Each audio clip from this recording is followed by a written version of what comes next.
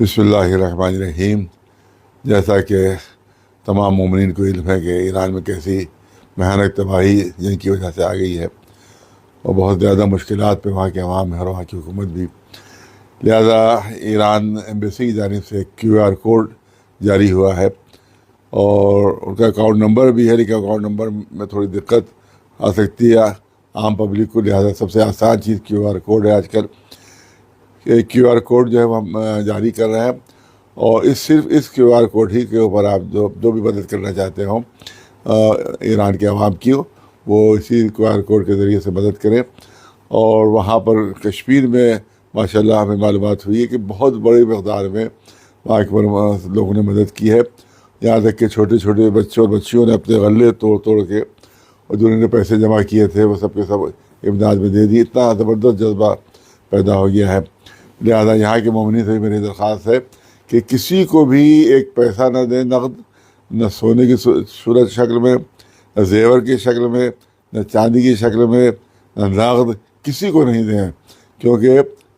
کوئی بھی اس پہ ممکن نہیں کہ وہاں کے اوپر کوئی عام آدمی پہنچا سکے وہاں کے اوپر، لہذا جو ایمبیسی کی طرف سے QR کوڈ دیا گیا ہے صرف اسی کے اوپر نقد ڈالیں، اس پر نقد ڈالیں، اور یا اگر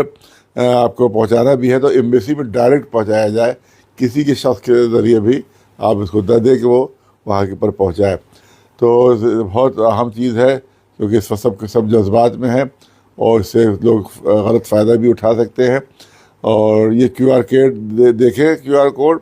اور اس پہ جو ایران ایمبیسی لکھ کر آئے، جب لکھ کے آئے ایران ایمبیسی، تب اس QR کوڈ پر ڈالیں۔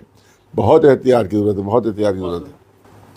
خاص طور سے اگر کوئی کیمپ کہیں پر لگایا گیا ہو تو کیمپ میں نہ دیں، بالکل نہ دیں کسی بھی کیمپ میں، کیونکہ کوئی بھی آج ایران میں پہنچا نہیں سکتا، لہذا کیمپ اگر کوئی وعدہ کرے کہ آپ پہنچا دیں گے تو یہ وعدہ صحیح نہیں ہوگا۔ صرف اور صرف